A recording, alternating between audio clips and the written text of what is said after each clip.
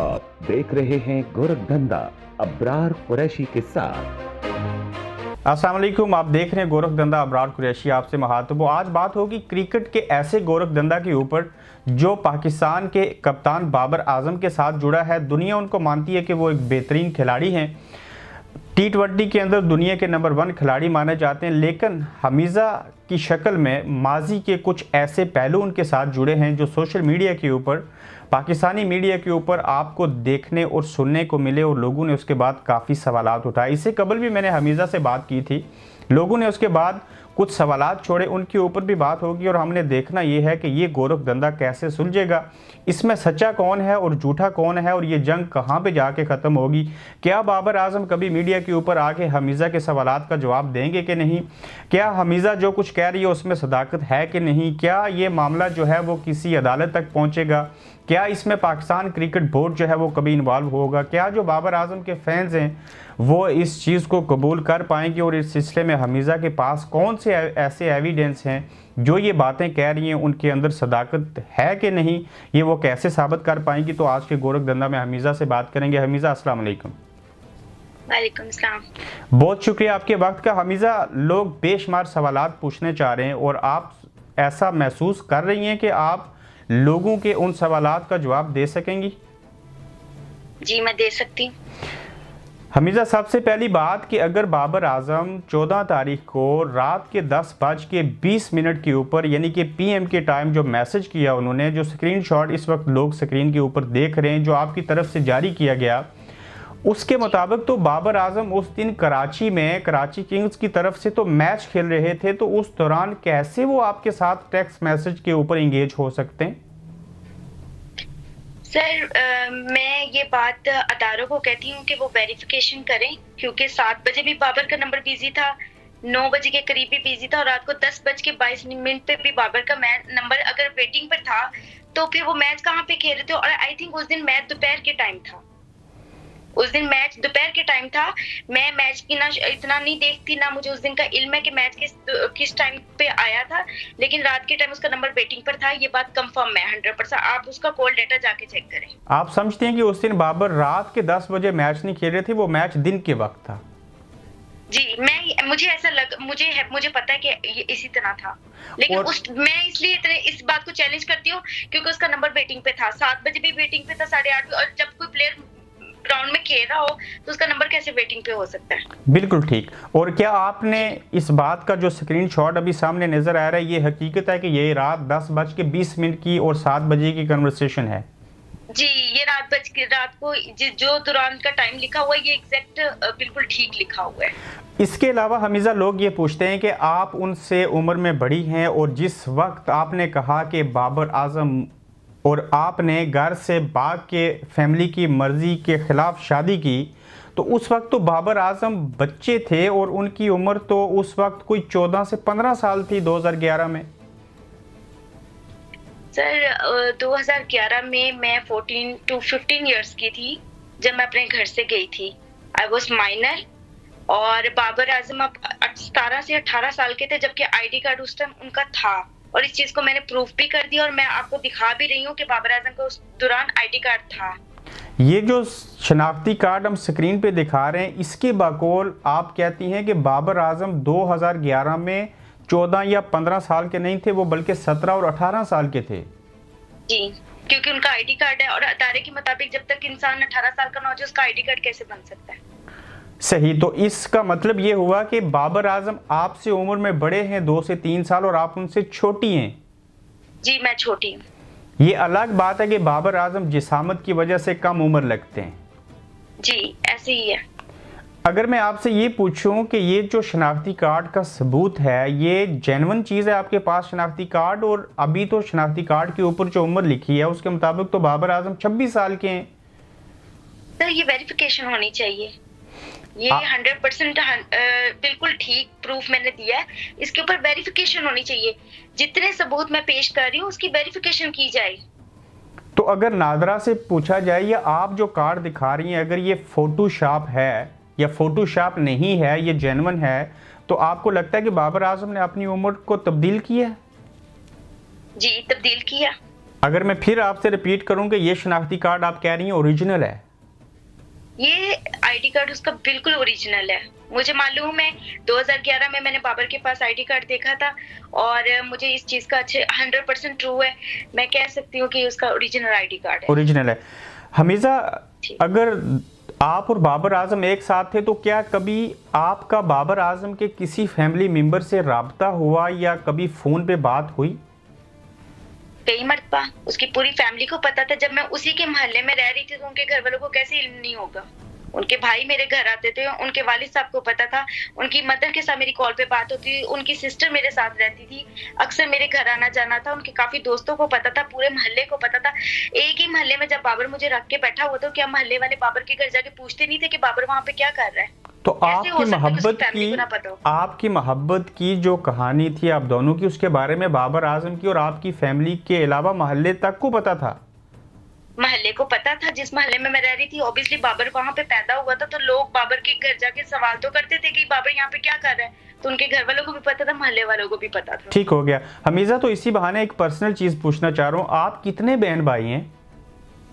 मैं ओनली एक ही बहन हूँ, एक छोटा भाई है मेरा बस। अच्छा, आपका भाई एक ही है और वो भी आपसे उम्र में छोटा है। तो आपके वालिद क्या करते हैं? मेरे फादर की डेथ हुई है, मेरे फादर नहीं है। यानी कि आप एक और एक आपका भाई और एक आपकी अम्मी है, ऐसा ही है? यही फैमिली है आपकी? जी, मामा, मैं और छोटा भाई है जी। हमीजा, क्या ये बात दुरुस्त है कि बाबर आजम आपको मारते पीटते थे, और ये बात आखिरी मर्तबा उन्होंने ये हरकत कब की, मारपीट वाली? जब मैंने पुलिस कंप्लेन की थी, अक्सर मारते थे, स्टार्टिंग में शुरू से ही मारते थे, बहुत मारते थे, कई मरतबा मारते भी थे, बाद में मना भी लेते थे। जब उनको जरूरत होती थी तब मेरे पास आ जाते थे, जब उनका दिल भर जाता था वो चले जाते थे। मतलब उन्होंने सिर्फ मुझे एक तमाशा बनाया हुआ था। और लास्ट टाइम उन्होंने मुझे नवंबर में मारा था। तो जब उन्होंने नवंबर में मारा था तो ये तो पिछले माह की बात कर रही है ना आप? जी जी। नवंबर में अगर उन्होंने मारा तो आपने कभी पुलिस रिपोर्ट क्यों नहीं की और अपनी फैमिली को क्यों नहीं बताया? सर, मैं 20 नवंबर को जब बाबर ने मुझे मारा है, वो गुलबर्ग में आया था, उसने मुझे मारा है, ज़बान तराजी की है, गाली गलौज की है, वो सारे मैं आपको दिखा सकती हूँ। जब वो उसकी मुझे कॉल्स आ रही थी, ठीक है, तो मैंने 21 तारीख को पुलिस को कंप्लेन कर दी थी। मैं पुलिस के पास चली गई थी, वो भी मैं आपको दिखा रही हूँ कि आप देख सकते हैं। पाकिस्तान में बाबर आजम उस टाइम मौजूद था जब मैंने उसकी पुलिस कंप्लेन की थी। वो अलग बात थी कि पुलिस ने कार्रवाई नहीं की और बाबर आजम यहाँ से निकल गया। मुझे एक बार फिर बताएं कि पुलिस कंप्लेन आपने क्या बाबर आजम के दौरा न्यूजीलैंड के जाने से पहले करवाई थी? पहले करवाई थी। 21 तारीख को मेरी कंप्लेन रजिस्टर थी, आपके पास प्रूफ है। इससे कबल कभी बाबर आजम को आप किसी साल में 2017 या 18 में कंप्लेन करवाई हो और आप उनको थाने लेके गई हो? जी, मैं लेकर गई थी 2017 के एंड पे और 18 की बिगनिंग में। जो मैं उस दिन से बोल रही हूँ कि मैंने पुलिस कंप्लेन की थी, उसका प्रूफ भी मेरे पास है और उस प्रूफ का सबूत ये आपके सामने मौजूद है कि आप देख सकते हैं कि इसमें सुलहनामा हमारा हुआ है और ये बकायदा कानूनी तौर पे है। इसको किसी ने फोटोशॉप नहीं किया, इसको किसी ने खुद तैयार नहीं किया। ये आप देख सकते हैं कानूनी तौर पे रजिस्टर्ड है कि मेरी और बाबर के दौरान सुलह हुई थी। बिल्कुल, ये आपने मुझे सबूत दिया था जो नाजरीन अभी टीवी स्क्रीन के ऊपर देख सकते हैं। तो हमीजा, ये चैंपियन ट्रॉफी जब हुई थी 2017 में, तो उसके बाद का वाकया है ये? जी। तो आपकी और बाबर आजम की पुलिस थाने में सुलह हुई थी कि आइंदा वो आपको मारेंगे नहीं और आप एक साथ रहेंगे, तो ये वो सुलहनामा है? जी, ये वो सुलहनामा है। इस बुनियाद पे इन्होंने मुझसे सुलह की थी। तो यानी कि आप पुलिस को मुतला करती रही? जी, मैं करती रही हूँ। जब मुझे तकलीफ हुई है मैं बार बार पुलिस के पास जाती रही हूँ, क्योंकि जो मेरा राइट था मैं वो लेती रही हूँ। ठीक है। और मुझे इंसाफ भी मिलता रहा है। आपको इंसाफ मिलता रहा थाने से? इंसाफ मिलता रहा है। जब मुझे पुलिस ने बुलाया, बाबर की फैमिली को बुलाया, दोनों फैमिलीज को सुना है, बाबर के अगेंस्ट जा रहा था सब कुछ, तो तब इन्होंने मुझे झांसेबाजी में दोबारा इस बात के लिए फुसला लिया कि हम इसकी शादी करेंगे तुम्हारी उसके साथ, तुम अभी खामोश हो जाओ, अपनी कंप्लेन वापस ले लो। फिर उस दौरान हमारा ये सुलहनामा उन्होंने वहां पे रजिस्टर किया था, जिसका सबूत आपके सामने है।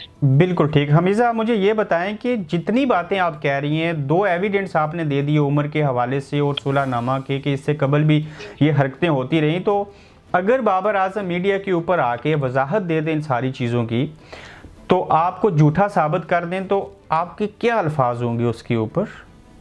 देखिए सर, आज मैंने हल्फ उठाया, हल्फ से बड़ा सबूत कोई नहीं है। बाबर आजम हल्फ उठा दे कि वो मुझे जानते नहीं है और मेरी जो बातें हैं वो सच है या झूठ है, ये वो डिनाई कर दे इस बात को। तो जो कानून सजा देगा फिर वो उसको, उसके लिए भी उतनी है, मेरे लिए भी उतनी है, मुझे मंजूर है। आप ये दावा कर रही हैं कि वो हल्फन ये कह दे कि मैं जो कुछ कह रही हूँ वो गलत है, तो आपको जो सजा मुख्तस की जाए उसको के लिए तैयार हैं आप? और कानून के मुताबिक उसकी वेरिफिकेशन भी की जाए, जो कानून कर रहा है इस वक्त, और उनकी नजर में मैं राइट पर हूँ तो मुझे कानून इतनी प्रोटेक्शन दे रहा है। हमीजा, आपको किस हद तक लगता है कि आपको इंसाफ मिलेगा जो कुछ आप कह रही हैं? इंशाल्लाह सर, जितने मेरे पास सबूत हैं और मुझे अल्लाह ताला की जात पे यकीन है, मुझे इंसाफ मिलेगा। आपने प्रेस कॉन्फ्रेंस में एक डॉक्टर की मेडिकल रिपोर्ट जो थी वो सामने लाई थी। हमीजा, मुख्तसर उसमें बताइए कितनी सच्चाई है?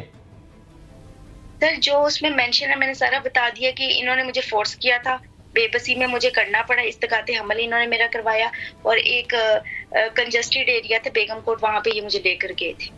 तो उस इसकात अमल की जो रिपोर्ट है हमल की, उसके ऊपर जो शनाख्ती कार्ड की तस्वीर लगी है बाबर आजम की, वो बाज़ लोगों के बाकौल हमीजा कहते हैं कि ये तो नया शनाख्ती कार्ड है, उसकी कॉपी है, तो ये कब का वाक़या है इसकात हमल वाला? 2014 में बाबर ने दोबारा अपना आईडी कार्ड बनाया था, और ये जो मेरी रिपोर्ट है ये 2016 की है, मतलब उस दौरान बाबर का दूसरा आईडी कार्ड था उसके पास। हमीजा, मुझे ये बताएं कि बाबर आजम जो कुछ आपके साथ जुल्म और ज़्यादती करते थे उसके बारे में आपकी फैमिली को कब पता चला? मेरी फैमिली को अब 2017 में ही पता चला था, जब बाबर ने मुझे पहली दफा मारा था, तो मेरी फैमिली ने ही मेरे साथ स्टैंड लिया था पुलिस कंप्लेंट करने का। तो उसके बाद आपकी जो वालदा हैं या आपके कोई दोस्त सहेलियां, उन्होंने कभी मना नहीं किया आपको कि बाबर ऐसा लड़का है तो आप उसके साथ शादी नहीं करो?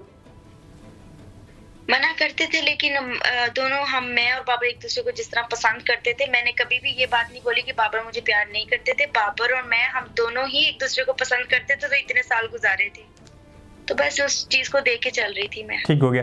हमारे पाकिस्तानी माशरे के अंदर जो लोग रोज़ाना की बुनियाद के ऊपर चीज़ें देखते हैं उसके मुताबिक और लोगों के बाकौल के पहले आपने अपने वालिदैन की इज़्ज़त को उछाला और अब बाबर आजम जो हैं वो मशहूर हो चुके हैं और आप उनकी किरदार कुशी कर रही हैं। ऐसी तो कोई बात नहीं है, मैं सिर्फ अपने इंसाफ के लिए लड़ रही हूँ। आपको लगता है आपको इंसाफ मिलेगा? जी अल्हम्दुलिल्लाह, इंशाल्लाह मिलेगा, क्योंकि मुझे पता है मेरी बात में कितनी सच्चाई और कानून इस चीज को अच्छे तरीके से जज करना जानता है, तो इंशाल्लाह मुझे इंसाफ मिलेगा। जब आपका और बाबर आजम का तल्लक कायम हुआ तो उस वक्त आपकी उम्र क्या थी? मेरी उम्र 14 से 15 इयर्स थी। और बाबर बड़े थे मेरे से। कहीं ऐसा तो नहीं है कि जो उम्र आप बता रही हैं और जो पीसीबी और आईसीसी के साथ बाबर आजम की उम्र दर्ज है 2011 की जो आप बात करती हैं, उस वक्त जो मौजूदा बाबर की उम्र देखी जाए पीसीबी के मुताबिक स्टैट्स के, तो उस एतबार से तो लगता है बाबर जो थे वो नाबालिग थे। तो सर, आईडी कार्ड के मुताबिक आपको पता चल जाएगा इसमें फिर कौन जिम्मेदार है। मुझे पता बाबर की एज बड़ी थी। अब बाकी जो सवालात आपको जवाब सवालात के चाहिए वो आप पीसीबी से पूछ सकते हैं, मैं तो नहीं दे सकती उस चीज का जवाब। ठीक है। लोग कहते हैं कि जब भी ये क्रिकेटर मशहूर हो जाते हैं, जैसे मौजूदा वज़ीर आज़म इमरान खान साहब का स्कैंडल जीनत जो अदाकारा है उनके साथ बना, वीना मलिक के साथ मोहम्मद आसिफ, शाहिद अफरीदी और सोनाली बेंद्रे के जो स्कैंडल थे वो भी सामने आए, और आज हमीजा की शक्ल में बाबर आजम के खिलाफ स्कैंडल बना, तो क्या कहेंगी इसके ऊपर?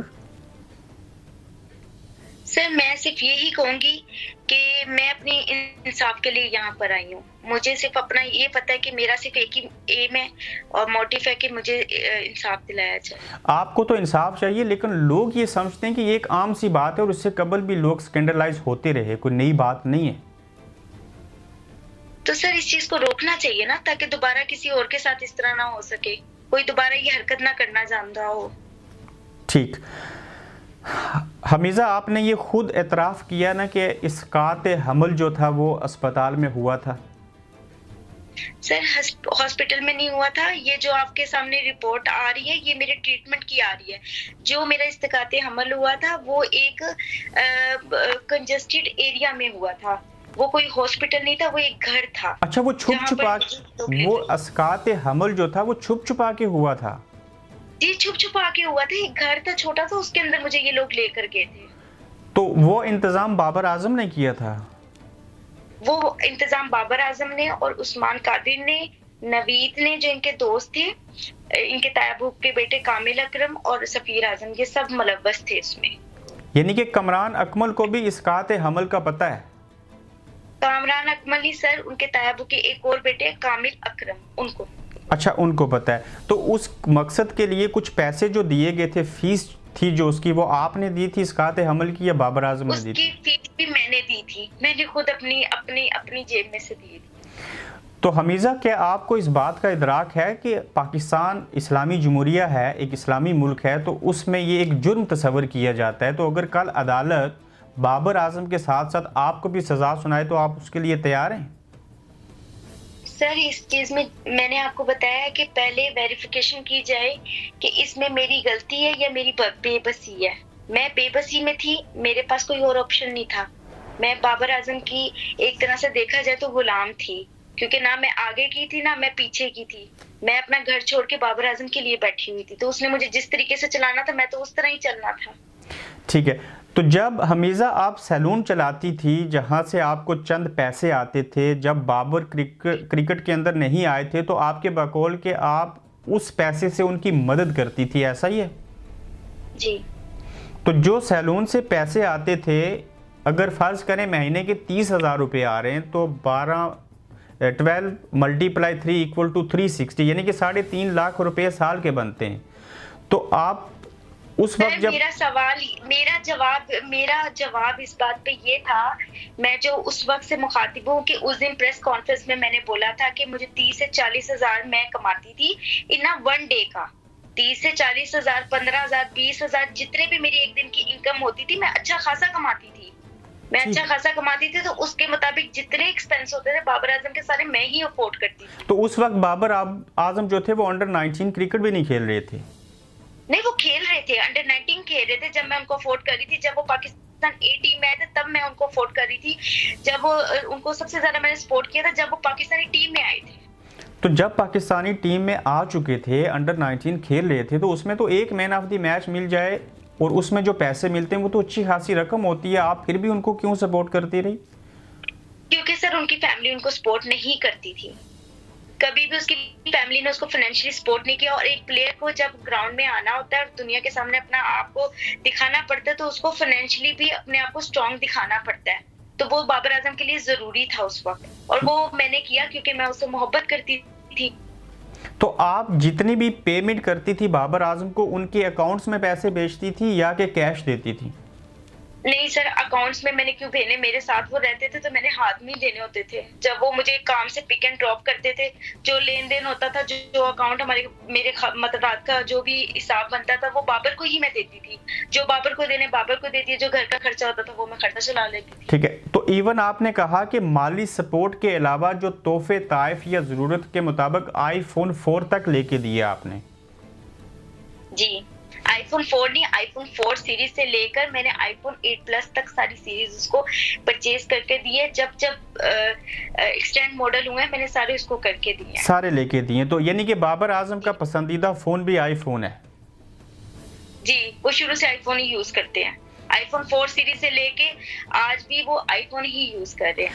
तो हमेशा फर्ज करें फैमिली उनको सपोर्ट नहीं करती थी, इस वजह से आप उनकी मदद करती रही, तो उनके सगे ताए के बेटे हैं कमरान अकमल, उमर अकमल, लाखपति नहीं करोड़पति हैं, तो वो उनसे मदद ले सकते थे। सर उनकी मुखालफत है, बाबर आजम को कभी किसी ने सपोर्ट नहीं किया। बाबर आजम को किसी उसके कजन ने सपोर्ट, बाबर आजम अपनी मेहनत से ग्राउंड में आया है, मेहनत करके आया, वो किसी की सिफारिश पे नहीं आया। अच्छा, आप ये मानती हैं कि बाबर आजम फैमिली की और कमरान अकमल और उमर अकमल की सपोर्ट और किसी की भी सपोर्ट के बगैर अपनी सलाहियतों के बलबूते पे आया आगे? अपनी हार्ड वर्क की वजह से वो ग्राउंड में आया, क्योंकि वो बहुत मेहनत करता था। ये बात आप भी कबूल करती हैं? जी, मेहनत करता था, लेकिन मेहनत के साथ साथ इंसान को दूसरी चीजों की भी जरूरत होती है जो उसके लिए बहुत इंपॉर्टेंट होती है। वो सब मैं करती थी क्योंकि मैंने बहुत मेहनत की है बाबर को यहाँ तक लाने के लिए। ठीक हो गया। इसके अलावा मुझे ये बताइए, कि कमरान अकमल ने एक इंटरव्यू में कहा था कि हम चाहते हैं कि बाबर आजम जो हैं वो आके खेलें। सर उन्होंने कहा होगा, लेकिन मुझे जहां तक पता है और मेरे आंखों के सामने की बात है, बाबर को किसी ने सपोर्ट नहीं किया। वो अपनी मेहनत से आया है यहाँ तक। कभी आपको बाबर आजम की जो फैमिली है उसने कभी कोई धमकी दी हो या इन दिनों में कुछ कहा हो जब आपने उनको एक्सपोज किया? बाबर की फैमिली है या उस बाबर से जुड़े हुए लोग हैं, धमकियां मुझे बहुत ज्यादा आ रही हैं। मुझे काफी ज्यादा लोग थ्रेट कर रहे हैं। अब लोग मेरी किरदार के ऊपर उंगलियां उठाना शुरू कर दी हैं कि किसी तरह मैं थ्रेट होकर ये कंप्लेन वापस ले लूं, लेकिन मैं कंप्लेन वापस नहीं लूंगी। चाहे यहाँ पे मेरे किरदार की बात है, चाहे मुझे किसी तरह भी थ्रेट किया जाए, मैं इंशाल्लाह इंसाफ तक जाऊंगी। जो कारोबार सैलून का आप खुद चलाती थी उसके गोशवारे मिल सकते हैं कि वाकई आपकी इतनी इनकम थी कि आप किसी और की भी मदद कर सकें? जी मैं दे सकती हूँ, आप देख सकते हैं। ठीक है। बाबर आजम अगर अंडर 19 खेलते थे तो मैं फिर से पूछना चाह रहा हूँ कि वो कंजूस थे, अपने ऊपर पैसे नहीं लगाते थे, या वाकई मजबूर थे जिस वजह से आपको आईफोन लेके देने पड़ते थे? वो कंजूस भी थे, और जब इंसान की जेब में पैसे ना हो तो सर वो उसने पैसे कहाँ से लगाने हैं। तो ऑब्वियसली मुझे अच्छा नहीं लगता था उसको किसी चीज की कमी हो, क्योंकि उसको जरूरत थी उस टाइम उन चीजों की, तो वो सारी जरूरियात मैं पूरी करती थी। ठीक है हमीजा, मुझे आखिरी 2 सवाल बताइए कि अगर पाकिस्तान क्रिकेट बोर्ड आपसे राब्ता करता है, आपको बिठा के बात करवाने की कोशिश करते हैं बजाय इसके कि और चीजें, तो आप उनके साथ बैठेंगी? मैं बैठूंगी, लेकिन मैं सिर्फ इंसाफ के लिए ही बैठूंगी। आपको लगता है कि एक तरफ पूरा डिपार्टमेंट, दूसरी तरफ उसके चाहने वाले लाखों में, तो आप एक अकेली लड़की जिसके वालिद भी साथ नहीं, आप फिर भी जीत जाएंगी और आपको इंसाफ मिलेगा पाकिस्तानी माशरे के अंदर? इंशाल्लाह अल्लाह ताला की ज़ात, हमारा कानून अभी इतना कमजोर नहीं है। इंशाल्लाह मैं अगर अकेली हूँ तो मुझे मेरा कानून और अल्लाह ताला इंसाफ दिलाएगा। हमीजा, पाकिस्तानी माशरे में रहने वाले लोग ये कहते हैं कि जो लड़की घर से भाग के चली जाती है उसको माशरा इज्जत नहीं देता। फिर आपने ये हरकत क्यों की और आपको पछतावा है इसके ऊपर? क्या जवाब है आपके पास? सर मुझे कोई पछतावा नहीं था और ना है, क्योंकि लाखों करोड़ों औरतें लव मैरिज के लिए अपने घरों में जाती है और उनकी लव मैरिज कामयाब होती है। ये बात कतई नहीं कही जाती कि मुआशरे में उसकी इज्जत नहीं होती। लोगों की खवातीन की इज्जत होती है, उनके रिश्ते बरकरार रहते। वो अलग बात है कि मेरे साथ ज्यादती हो गई। हमीजा, आज भी अगर बाबर आजम आपसे माफी मांग के फर्ज करें, आपको अपनाना चाहे, तो आप उसके लिए हाजिर हैं? नहीं, आज नहीं, अब नहीं। प्रेस कॉन्फ्रेंस तक मेरा यही मोटिव था कि बाबर आजम सिर्फ और सिर्फ मुझसे शादी करे, क्योंकि मैं भी उसको शर्म आ जाए। लेकिन अब जिस तरह लोगों की तनकीद का और गाली गलौज का और धमकियों का और अपना एक तमाशा बना लिया मैंने दुनिया के सामने, तो अब नहीं, अब बाबर आजम को सजा ही होगी। सजा ही होगी।